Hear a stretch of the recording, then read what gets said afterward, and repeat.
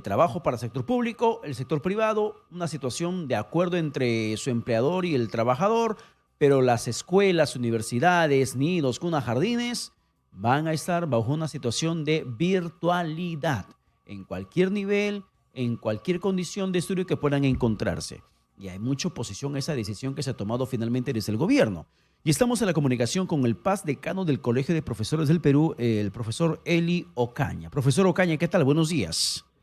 Buenos días, Pedro. Gusto de saludarte. Profesor Ocaña, ¿cómo ve usted, con qué ojos ve usted esta noticia de que el gobierno decide que con motivo de la PEC, los días previos al desarrollo de esa cumbre, se desarrollen clases virtuales y no presenciales en el sistema educativo del país? Yo creo que es el primer fracaso del gobierno después de haber firmado el Pacto por la Educación. ¿En qué sentido Porque sería un fracaso? porque eso significaba que ese pacto significaba garantizar la educación de nuestros niños y niñas del Perú, a nivel de todos los niveles, educación inicial, primaria, secundaria y superior. Pero además también significa el fracaso del gobierno en términos de garantizar lo que es la seguridad ciudadana, básicamente en Lima, que actualmente está azotado por la criminalidad, la violencia y otros problemas más.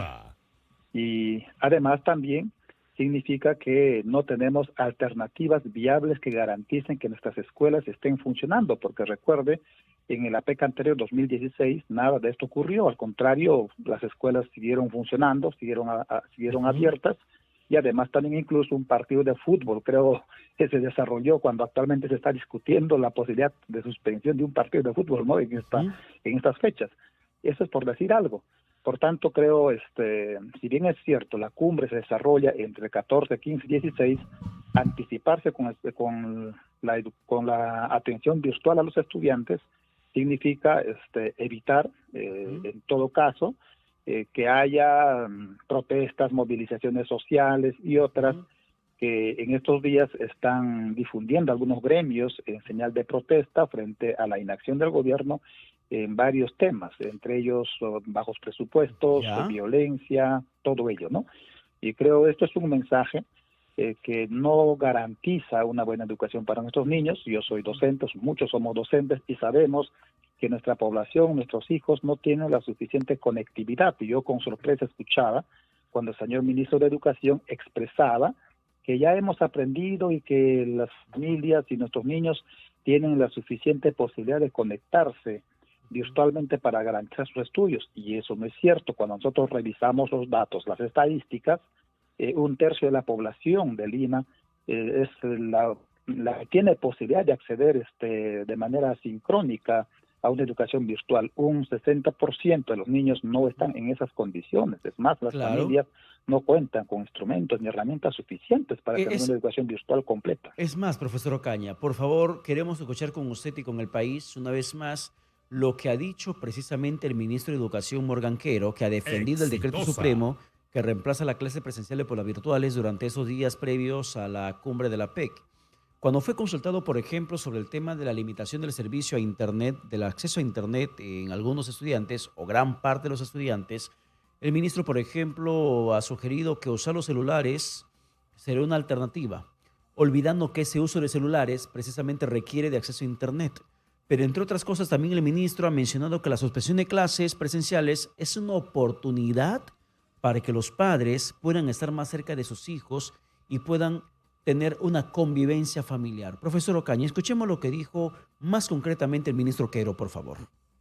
Desde hace mucho tiempo ya todos los alumnos, todo el sector educativo está adaptado, y más en la zona metropolitana de Lima, estamos adaptados a las nuevas tecnologías y hemos trabajado de la mano con los profesores, con nuestros alumnos, para ser flexibles y poder justamente seguir brindando el conocimiento. Las clases van a ser remotas simplemente, Juan Carlos. En ese sentido, no se pierde ninguna clase.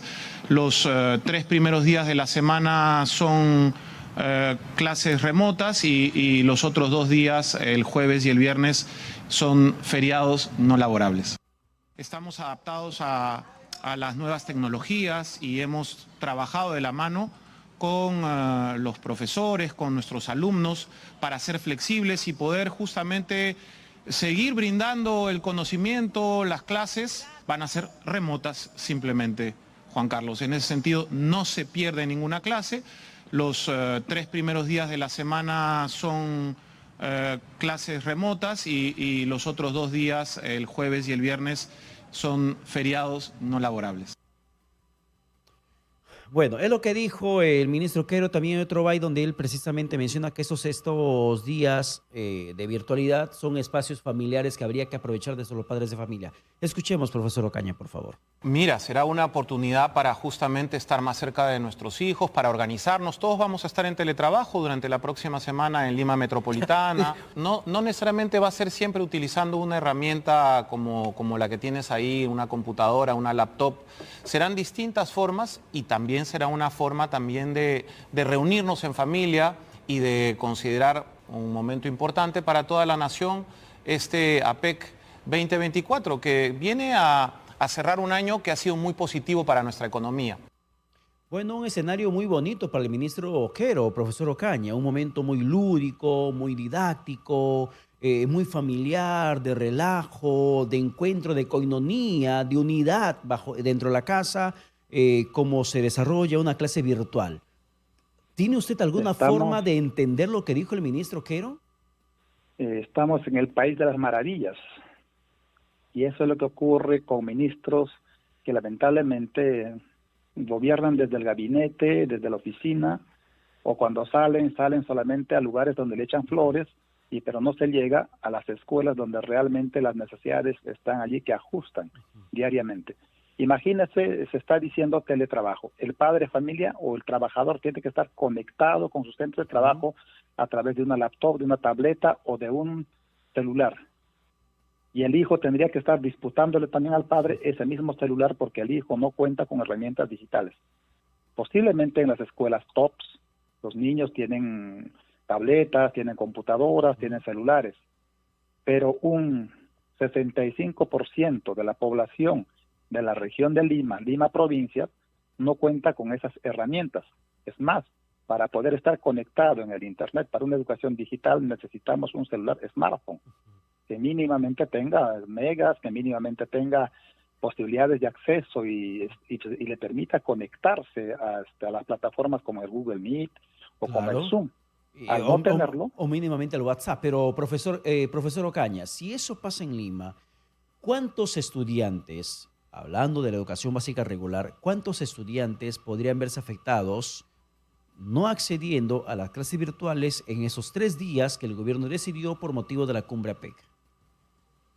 Los porcentajes nos pueden decir un promedio de, porque esta suspensión es básicamente en Lima. En su discurso, en caso de Huaral, por ejemplo, indica en todo el país. Ajá, sí. ¿No? En el caso de Huaral. En su discurso, claro, no es en todo el país, hay que aclarar eso.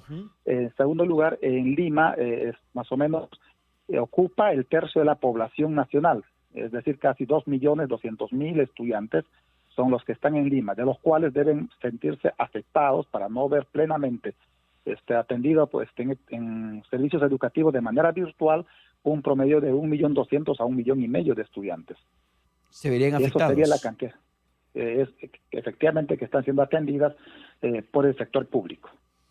Vaya, pero muchas de ellos seguramente intercambiarán celulares, intercambiarán laptops o computadoras para conectarse, pero estar a tiempo completo va a ser bastante difícil. Yo te digo con experiencia, soy docente, trabajo con niños y vemos que cuando ha habido oportunidades en anteriores ocasiones, cuando hubo esta suspensión por el paro de transportistas y otros, básicamente se conectan un promedio del 35 a 40% de estudiantes. A los demás hay que atenderlos básicamente por WhatsApp o en todo caso otras formas de atención, que es vía fichas y otras formas que en tiempo de pandemia habíamos visto. Incluso, Pedro, en reiteradas oportunidades, habíamos conversado que post pandemia debería ser una situación mejorada para la educación, utilizando en mejores formas las herramientas digitales, la conectividad.